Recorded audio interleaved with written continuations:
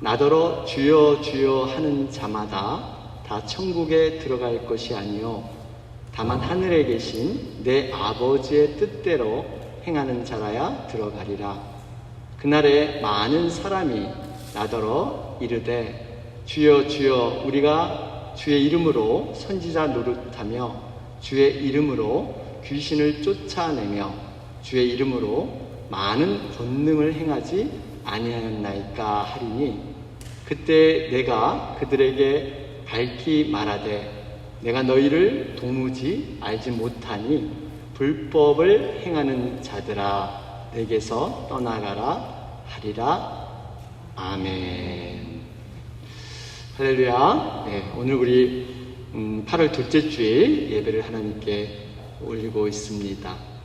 오늘 이 본문 말씀은요, 정말 우리들이 말씀을 읽고 묵상할 때마다 정말 하나님 앞에서 완전히 우리의 신앙의 모습이 이렇게 해부되는 듯한, 우리의 거칠애가 완전히 벗어지고 그 정수를 찌른 듯한 그러한 본문의 말씀입니다.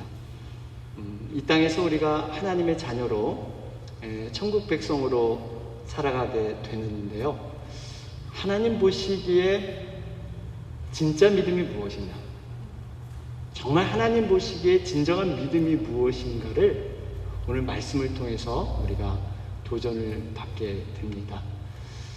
나름대로 우리 자신이 하나님 앞에 부족하지만 이런 모습으로 이렇게 신앙생활을 했습니다.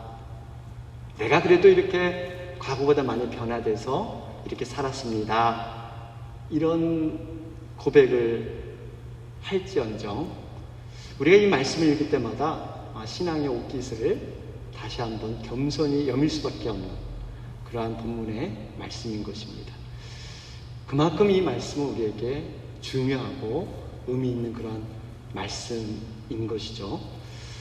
우리가 살펴본 이 마태복음, 여러분 마태복음 가운데 아주 중요한 가르침이 하나 있습니다. 그것이 바로 하나님 나라에 대한 교훈이에요. 우리가 앞으로 나아가야 할 그러한 궁극적인 목적지가 하나님 나라예요. 영원한 천국입니다. 그래서 우리는 이 땅에서 여러분 살아가는 모든 삶의 이유와 목적이 단순히 이 땅에서 잘 먹고 잘 사는 것, 이것에 있지 않습니다. 우리가 가야 될 하나님 나라, 그 하나님 나라의 통치를 받고 하나님 나라의 지배를 받는 것, 여러분 이것이 우리의 믿음의 목적이지 않습니까? 이만큼 우리에게요 하나님 나라가 중요해요. 이것이 얼마나 중요했는지 하나님께서 이 땅에 직접 내려오셨어요. 그분이 바로 예수님이세요. 그 예수님께서 하나님 나라가 뭔가를 가르쳐주고 보여주기 위해서 바로 그분이 이 땅에 오신 것입니다. 그 중요한 하나님 나라에 대한 가르침이 바로 이 마태복음에 기록되어 있습니다. 우리가 하나님 나라에 대한 가르침을 이른바 산상수훈이라고 그러죠. 산상수훈. 마태복음 5장에서 7장까지 이 산상수훈이 기록이 되어 있습니다.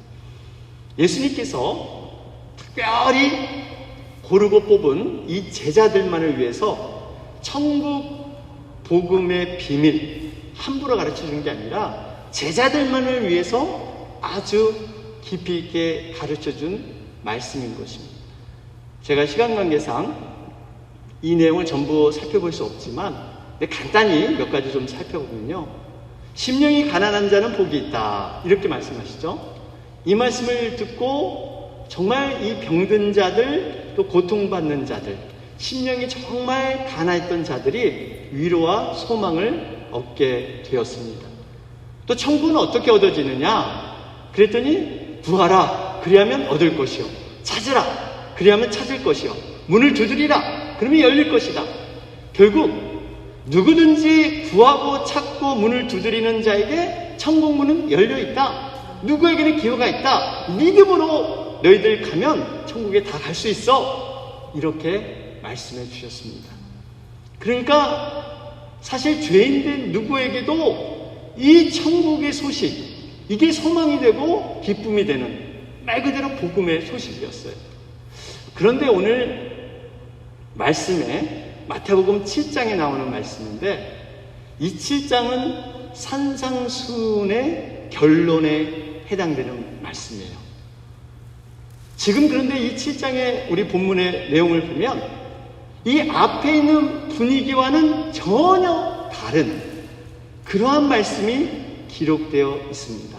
앞에서는 누구나 천국을 사모하면 믿음으로 다 갈 수 있다 그랬는데 이 결론 부분인 오늘 말씀에서는 다르게 말하고 있습니다.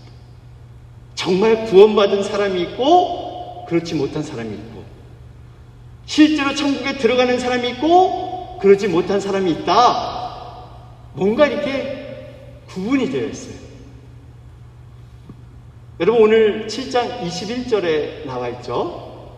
21절 한번 보시면 나더러 주여 주여 하는 자마다 다 천국에 들어갈 것이 아니요 다만 하늘에 계신 내 아버지의 뜻대로 행하는 자라야 들어가리라. 지금까지요 우리들이 생각했던 일반적인 상식을 깨는 뭔가 정신이 바짝 나게 하는 그런 결론의 말씀입니다.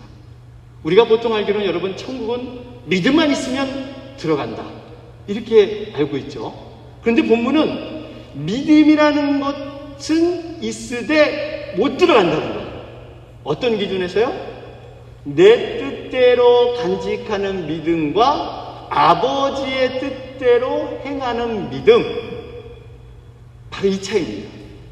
그러니까 주여 주여 하면서 믿음이 있어도 내 뜻대로 내 생각대로 행하는 믿음은 온전한 믿음이 아니기 때문에 천국에 들어갈 수 없다. 지금 본문은 말씀하고 있어요. 오로지 아버지의 뜻대로 행하는 믿음만이 진짜 믿음이고 그 믿음으로 천국에 들어갈 수 있다. 이렇게 말씀하고 있습니다. 여러분 이 말씀을 대하는 순간 여기서 우리는 이런 질문을 던질 수 있습니다. 아니 정말 예수님을 믿기만 하면 구원을 받습니까? 아니면 말씀대로 그 말씀 뜻대로 살아야 구원을 받을 수 있습니까? 이런 질문을 던질 수가 있습니다. 실제로 제가 예전에 이렇게 성경 공부를 하는데 어떤 집사님이 이런 질문을 하시더라고요. 이 본문을 보시더니 목사님 저는 사실 예수 믿은 지 얼마 되지 않은데 성경을 읽다가 의문이 생겼습니다. 어떤 성경에는 예수님을 그냥 주로 믿고 주님 이름만 부르면 구원을 얻는다고 하는데 여기서는 나더러 주여 주여 하는 자마다 천국에 들어갈 것이 아니다. 못 들어간다 그러는데 아니 뭐 성경이 조금 일관성이 없는 것 같습니다. 이게 굉장히 헷갈리는데 왜 믿음으로 갈 수 있다 그러고 여기서는 믿음이 있어도 안 된다 그러고 왜 그렇습니까? 여러분은 어떻게 생각하십니까? 예수님을 주로 믿고 입으로 고백하면 영접하면 분명히 구원을 받습니까? 아니면 하나님 말씀대로 살아야만 구원을 받을까요?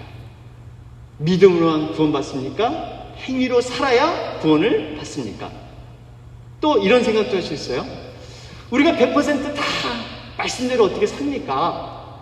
우리 인간이 이 죄악을 입은 육신이 있는데 그러면 최소한 내가 갖고 있는 그 아는 믿음을 몇 퍼센트 정도 행위를 해야 구원을 얻을 수 있습니까? 그 최소한 미니멈이 어떻게 될까요? 뭐 이런 생각도 우리가 해볼 수가 있습니다. 여러분 어떻게 생각하세요? 우리가 당장 이 질문에 대답하기 앞서서요 진정한 믿음이 무엇인가를 한번 돌아봐야 합니다. 이 질문을 하게 된 이유는 우리가 믿음이라는 그 개념, 이 믿음이라는 그 정의를 분명히 알지 못하기 때문에 이러한 오해가 올 수 있다는 것입니다. 여러분 우리가 다 경험해 봤지만 우리 예수님을 영접하고 교회에서 세례를 받을 때 두 가지 질문을 하죠. 두 가지 질문하는데 하나는 뭐냐면 당신은 예수님을 구주로 영접했습니까?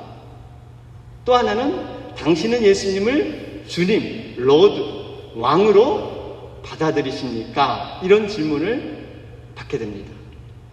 여러분, 이 질문은 예수님을 구원자로 믿고 예수님을 인생의 주인으로 모시겠다는 그러한 고백입니다. 결국 예수님이 나의 주인이 되시고 나는 그분의 종이 되겠다는 약속과 다짐입니다. 이 약속을 근거로 해서 우리는 구원을 받는 거예요. 여러분, 종이 된다는 것은 어떤 의미가 있습니까? 여러분, 종은 어떤 존재예요? 종은 주인으로부터 생활을 보장받고요, 평생 보호를 받습니다. 반면에 종은 자신의 권리나 생각이나 판단을 주장하지 않습니다. 오로지 주인의 뜻에 따라 움직이는 사람이 종이에요. 당신은 나의 주인입니다, 이렇게 고백해놓고 주인의 뜻대로 행하지 않는다면, 그 주인의 뜻대로 살아가지 않는다면 그 종은 자격과 가치가 없는 겁니다. 아니면 가짜 종이든 그저 주인의 눈속임만 하고 그런 척 하면서 속이는 그러한 사람의 종의 모습인 것이죠. 결국 종은 반드시 이 주인의 말씀에 순종하게 되어 있다는 것입니다. 이 의미는요, 결국 믿음의 고백과 행위는 따로 떼어놓는 별개의 것이 아니라는 거예요. 그래도 우리가 비유할 때, 여러분, 좋은 열매를 보면 이 열매를 보고 저 나무는 좋은 나무다, 이렇게 생각을 하잖아요. 건강한 나무고 좋은 나무에서 열매가 좋은 게 나오니까요. 반면에 나쁜 열매를 보면 저 나무가 나쁜 열매다, 나쁜 나무다, 이렇게 생각을 합니다. 그러니까 좋은 열매는 좋은 것을 맺고 나쁜 열매는 나쁜 열매를 맺기 때문에 우리가 반드시 우리의 신앙의 고백과 믿음의 행동은 떼야 뗄 수 없는 그러한 한 가지다라는 것이죠. 여러분, 이런 고백을 볼 때 우리 모습 가운데 이유가 없습니다. 우리가 그분 앞에 종이라고 고백을 했다면 그분의 말씀에 반드시 순종하는 모습이 여러분 나타나야 될 줄로 믿습니다. 바로 이렇게 믿음과 행위는 뗄 수 없는 상반된 관계도 아닙니다. 그래서 우리가 정말 이 마음으로 믿어 입으로 시인하면 구원을 받는다라는 것은 우리의 삶의 행동에서 그분의 뜻에 순종하겠다는 것까지 포함된 고백이지, 그것은 우리의 입과 마음으로만 끝나서는 안 된다는 것을 말씀하고 있습니다. 여러분, 그런데 우리가 반드시 이렇게 믿음의 행위가 있다고 해서, 다시 말하면 주여 주여 하면서도 열심히 봉사하고 헌신하고 사역한다고 해서 그러면 이것이 모두 참 믿음이고 진정한 믿음이느냐? 보통 사람들은 여러분 이렇게 믿음 생활할 때 열심히 봉사하고 교회 열심히 이렇게 출석하고 열심히 사역을 하면 믿음이 좋은 것으로 알고 있습니다. 믿음이 있으니까 저런 행동을 하는 것처럼 그렇게 여기게 되어 있죠. 그런데 하나님은 좀 다르십니다. 하나님은 외모를 보지 않으시고 내면을 보신다 그러죠. 열심의 행위, 그 열매 자체도 중요하지만 그 행위의 태도와 자세와 동기, 이것을 하나님은 보길 원하세요. 내 뜻에서 출발해서 내 만족과 내 계획을 이루기 위해서 신앙생활을 할 수도 있다는 거예요. 하나님의 뜻이 아닌, 하나님 그걸 보기 원하시는 거예요. 믿음은, 진정한 믿음의 의미는 나는 죽고 나는 부인하고 주님의 뜻을 이루는 것. 여러분, 이것이 진정한 믿음인 줄로 믿습니다. 결국 이 오늘 말씀을 조금 종합해 보면요, 하나님 뜻에 따르는 순종이 없는 가짜 믿음도 있을 수 있다는 것입니다. 그러면서 세 가지 부류의 믿음을 우리는 본문에서 찾아볼 수가 있어요. 첫째는 말 그대로 입으로만 주여 주여 외치는 믿음입니다. 입으로만. 말씀으로 은혜를 받습니다. 감정은 뜨거워집니다. 주님을 위해 어떤 일이라도 헌신할 것처럼 얘기를 합니다. 그런데 삶에서는 전혀 행동으로 나타나지가 않습니다. 마치 돌밭에 떨어진 씨와 같습니다. 씨앗이 돌밭에 떨어지면요, 이 돌 밑에 이 물이 약간 있기 때문에, 그리고 햇빛을 받았기 때문에요, 싹이 금세 나게 됩니다. 그런데 뿌리가 내리지 않아요. 그래서 금세 사그라지고 말아요. 두 번째는 믿음의 행위는요, 어느 정도 열심히 있어요. 행함이 있습니다. 그런데 그 행함의 근거가 자신의 뜻에 의한 헌신이고 봉사입니다. 믿음 생활에 있어서 믿음의 행동은요, 거의 선한 것입니다. 여러분, 교회 와서 나쁜 짓 하라고 하지 않습니다. 좋은 일, 선한 일을 하라고 합니다. 그 선한 일이 내 생각과 딱 들어맞아요. 그래서 언제든지 재밌고 유익하게 할 수 있습니다. 봉사하고 섬기는 것, 하나님을 막으시는 거 아닙니다. 우리가 남을 섬기고 봉사하면 기쁨과 보람과 만족함이 우리에게 있습니다. 그거 좋은 일이에요. 그런데 진정한 믿음의 핵심은 여기에서 끝나지 않는다는 거예요. 진정한 믿음의 결론은 십자가에 있습니다. 예수님께서 십자가에서 보여주신 그 결론, 우리 주님께서는 자신이 죽어야 하는 그 죽음의 고통 앞에서 자신의 뜻을 내세우지 않았습니다. 아버지의 뜻, 나의 뜻으로 마옵시고 아버지의 뜻대로 하옵소서. 여러분, 이것이 십자가에서 자기를 부인한 그러한 예수님께서 우리에게 보여주신 본이에요. 아무리 선한 뜻이라고 여겨도 하나님의 뜻이 아니면, 내가 사는 것이 선한 뜻, 예수님이 십자가에서 죽지 않는 것이 선한 뜻일 수 있습니다. 그런데 그것이 아버지의 뜻이 아니면 내가 죽겠다는 거예요. 예수님께서 그래서 제자들을 부르실 때 자신을 부인하고 자기 십자가를 지고 나를 쫓을 것입니다. 바로 그것을 요구하셨던 거예요. 세 번째로는 믿음의 행위를 열심히 행하면서 자신의 뜻이 아닌 아버지의 뜻대로, 말씀대로 살아가는 믿음입니다. 결국 천국에 들어가는 자들이 하나님 앞에서 자신을 내려놓는 사람, 순종하는 사람만이 천국에 들어간다 말씀하고 있습니다. 성경에서 온유한 자라는 그러한 의미는 순종하는 사람입니다. 순종하는 사람. 여러분, 유럽에서 그 말들 가운데 왕을 태우는 정말 명마로 뽑히는 그러한 테스트 방법이 어떤 건지 아십니까? 얼마만큼 명령에 잘 순종하느냐, 그 말이 엄선돼서 왕을 모시는 명마로 뽑히게 된다고 합니다. 말들을 이렇게 운동장에 풀어놓고 계속 더운 날 뛰게 합니다. 이리저리 뛰게 하다 보면 말들이 굉장히 목이 마르죠. 그러다가 마지막 코스가 운동장 한 끝에는 물을 갖다 놔요. 물통을 갖다 놓고 저 끝에 있는 말들이 달려오게 합니다. 그러다가 이 말들이 목마름에 갈증이 허덕여서 물 앞에 먹으려고 딱 거의 왔을 때 휘스를 딱 든다고 해요.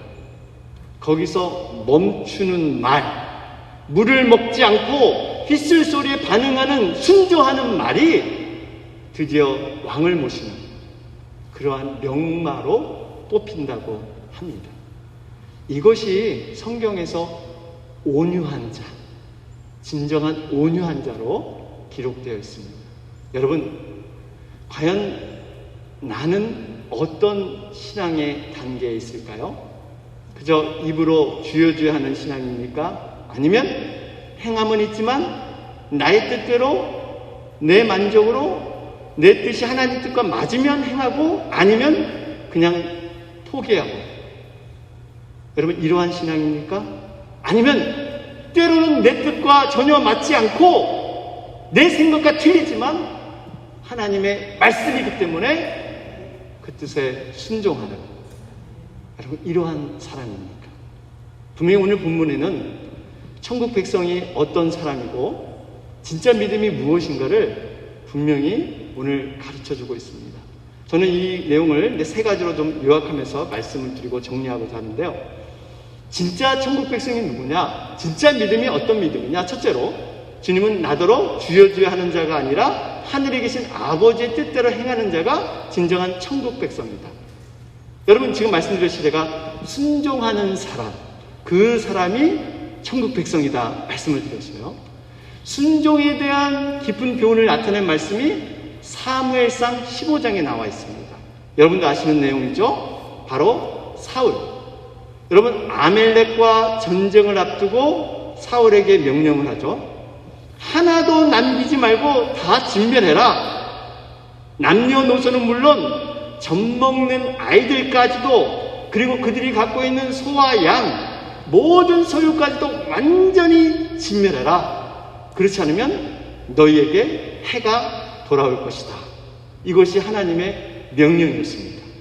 이렇게 하나님 명령하신 이유는 이 아멜렉 족속이요, 에서의 손자인 아멜렉의 후손들인데요, 조상 때부터 계속 이스라엘을 집요하게 괴롭혔던 사람들이 바로 이 아멜렉 족속입니다.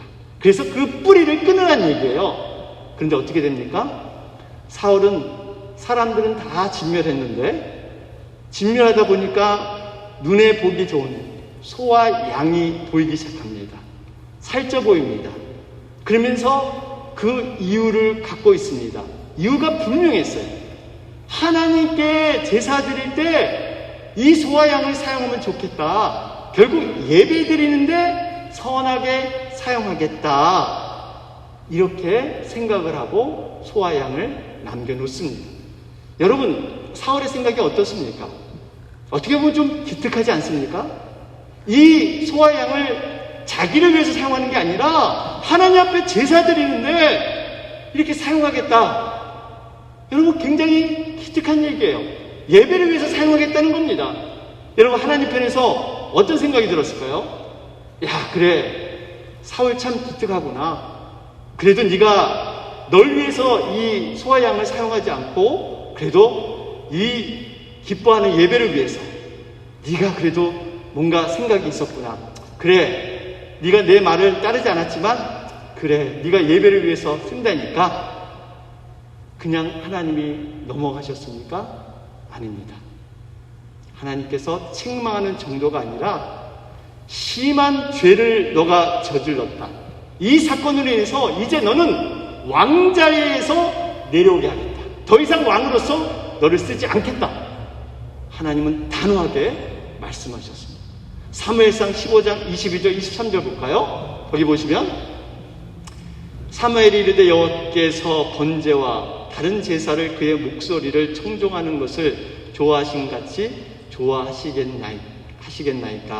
순종이 제사보다 낫고 듣는 것이 순양의 기름보다 나으니 이는 거역하는 것은 점치는 죄와 같고 완고한 것은 사신 우상에게 절하는 죄와 같으니라. 왕이 여호와의 말씀을 버렸으므로 여호와께서도 왕을 버려 왕이 되지 못하게 하셨나이다. 여러분, 아무리 좋은 것, 하나님 앞에 예배드린 것만큼 하나님께서 좋아하시고 기뻐하시는 일이 있을까요? 없습니다. 그 예배조차도 아버지의 뜻대로 하지 않고 자기 생각과 자기 뜻대로 하게 되면 결국 점치는 죄, 우상에게 절하는 죄, 그럼 무슨 의미예요? 귀신을 섬기는 거예요. 귀신한테 제사 지내는 겁니다. 이런 죄와 동일하다. 하나님은 그렇게 말씀하신 거예요. 사울은요, 이 사건으로 인해서 하나님으로부터 버림을 받게 됩니다. 더 이상 왕을 유지할 수가 없게 돼요. 여러분, 우리가 정말 이 말씀을 저를 포함해서 우리 모두가 정말 귀 기울여 드려야 합니다. 믿음의 행위는 아무리 좋은 것, 심지어 예배에 대한 것이라도 내 뜻이 아니라 아버지의 뜻대로 행해야 될 줄로 믿습니다. 두 번째로는 이 본문을 통해서 우리가 깨닫는 것은요, 주님은 주의 이름으로 선지자 노릇하고 귀신을 쫓아내고 주의 이름으로 많은 권능을 행할지라도 그 믿음은 가짜 신앙일 수 있다는 겁니다. 본문 22절 보세요. 여기 보니까 그날에 많은 사람이 나더러 이르되 주여 주여 우리가 주의 이름으로 선지자 노릇하며 주의 이름으로 귀신을 쫓아내며 주의 이름으로 많은 권능을 행하지 아니었나이까. 최후 심판 때가 되면 주님께 이렇게 자신 있게 말을 합니다. 그런데 주님께서 말씀하시죠. 나는 너희를 도무지 알지 못한다. 이 불법을 행한 자들아 내게서 떠나가라. 왜요? 거짓 선지자, 가짜 신앙이기 때문에 주님은 떠나가라는 거예요. 여기서 우리가 주목해야 할 것은요, 이 사람들이 불법을 행한 자들이라는 것입니다. 여러분, 이 말씀이 굉장히 우리에게 충격적인 그러한 얘기로 들릴 수 있습니다. 이 경우는 앞의 경우와 좀 다릅니다. 앞에 단순히 주여 주여 그냥 입으로 고백하는 그러한 신앙과는 전혀 달라요.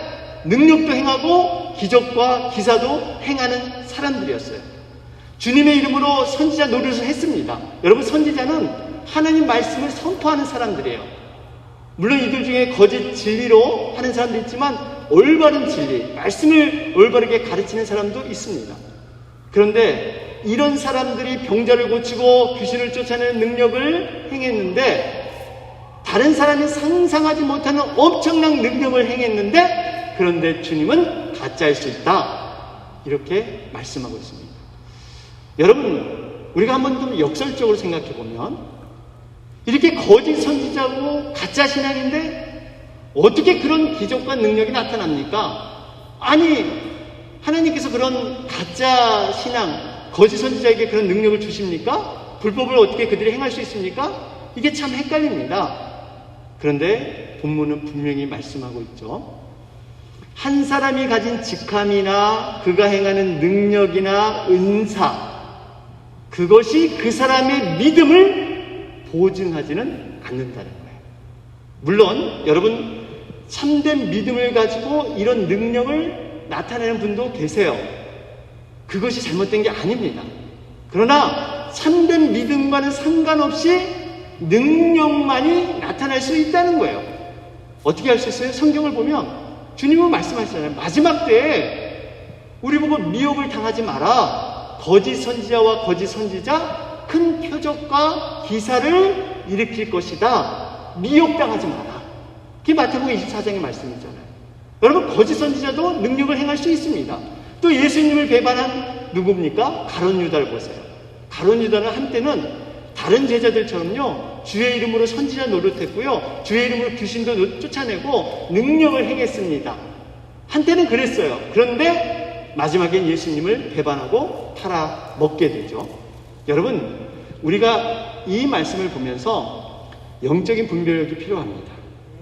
무슨 능력을 행하거나 무슨 신비한 체험을 했다는 그 자체가 그 사람의 믿음을 증명하는 것은 아니라는 겁니다. 세 번째, 주님은 이 가짜 믿음을 가진 사람들을 향해서 내가 도무지 너희를 알지 못하니 불법을 행하는 자들을 내게서 떠나가라, 이렇게 말씀하셨어요. 여러분, 심판날이 되면 이 가짜 믿은 사람들이 와서 우리가 앞에서 얘기했지만 이렇게 하고 저렇게 하고 이렇게 많은 능력도 했습니다, 이런 권능도 행했습니다, 그럴 때 하나님은 단호하게 거절하시죠. 그런데 여기서 내가 너희를 도무지 알지 못한다, 이 의미는요, 주님께서 이 사람들을 모른다는 얘기가 아니에요. 그런 사람은요, 세상에서 굉장히 유명한 사람들이에요. 능력과 기적과 이런 걸 행하다 보면 사람들이 많이 알고 있습니다. 그럼 우리 주님도 알고 있을 거예요. 그런데 그 말의 의미는 이러한 행한 기적과 능력이 나와는 아무런 상관이 없다라는 의미예요. 많은 능력과 기적을 너가 행했지만 그건 너 자신을 드러내는 너의 그러한 교만함이 있지 내 뜻과는 전혀 상관이 없다, 이런 뜻입니다. 여러분, 여기서 우리가 중요한 사실을 하나 발견하게 됩니다. 우리가 하나님을 알기 위해서 몸부림치죠. 말씀, 기도, 좀 하나님을 가까이 친밀하게 우리 주님을 알기를 간절히 소망합니다. 그런데 내가 하나님을 안다라는 것보다 더 중요한 것은 하나님께서 나를 알아주셔야 된다는 겁니다. 이게 더 중요해요. 내가 하나님을 안다는 것과 하나님이 나를 안다는 것은요, 이건 별개의 것이라는 겁니다. 나는 열심히 하나님을 안다고 열심히 최선을 다했는데 막상 하나님께서 나는 너를 모른다. 나는 너를 모른다. 이렇게 할 수도 있다는 것입니다. 여러분, 진짜 믿음은요, 내가 하나님을 알고 하나님도 나를 아는 그러한 것인 줄로 믿습니다. 우리 여러분들 하나님을 아십니까? 아니, 하나님이 여러분을 알고 계십니까? 나는 열심히 주님 위해 살았는데 마지막 심판대에서 나는 너를 모른다. 이런 불행이 우리에게 없기를 바랍니다. 결론을 맺겠습니다. 주님이 우리에게 요구하신 것은요, 그저 주여 주여 입으로만 믿는 신앙, 이거 아닙니다. 행동으로 삶에서 나타나는 살아있는 믿음을 우리에게 요구하고 계십니다. 그러면서 이 행동조차도 내 뜻이 아닌 아버지의 뜻대로 행하는 믿음, 이것을 원하세요.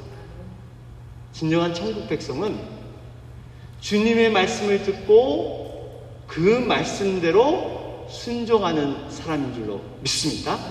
우리가 종종 신앙생활을 집짓기에 비유를 하죠. 여러분, 순종하지 않고 그냥 내 뜻으로 신앙생활을 하다 보면 모래 위에 집을 짓는 어리석은 자와 같습니다. 반면에 순종을 통해서 아버지의 뜻대로 집을 짓는 자는 반석 위에 세우는 자들이에요. 평상시 모릅니다. 외형적으로 볼 때는 똑같이 튼튼해 보이고 아름다워 보입니다. 그런데 바람이 불고 비가 심하게 오면 모래 위에 지은 집은 곧 무너져 버립니다. 그만큼 기초가 중요하다는 거예요. 여러분, 기초가 뭡니까? 우리 마음의 태도와 자세입니다. 내 뜻인가 아니면 하나님의 뜻인가? 우리가 이것을 항상 기준 삼아서 우리의 기초를 쌓아가야 됩니다. 제가 앞에서 말씀드렸지만 대부분 사람들 집을 지을 때 그려보라 그러면 지붕부터 그림이죠. 몸통을 그리고 문을 그리고 담을 그리고 창문을 그리고, 그런데 집을 짓는 실제적인 건축가는 항상 이 기초부터, 그리고 주춧돌을 세우고 기둥을 세우고 들보를 세우고 지붕을 세우는, 우리의 생각과는 역순으로 그렇게 건축가들은 집을 그려 나갑니다. 여러분, 우리가 자칫하면 집을 지을 때 지붕부터 짓는 것은 마치 기초보다는 남에게 그럴듯하게 보이는 집, 남을 의식한 집, 이러한 신앙생활을 하고 싶은 그러한 유혹들이 우리에게 있습니다. 그건 순서가 아닙니다. 진정으로 순서는 신앙의 기초, 나를 부인하고 나의 뜻이 아닌 아버지의 뜻을 쫓는 그 순종, 여러분, 이것을 통해서 정말 풍파가 나고 바람이 불어도 든든한 그러한 신앙의 집을 짓게 될 줄로 믿습니다. 우리가 다시 한번 기초를 단단히 해서 하나님 보시기에 아름다운 집으로 우리가 세워지는 여러분과 제가 되길 주님의 이름으로 축원합니다. 아멘. 예.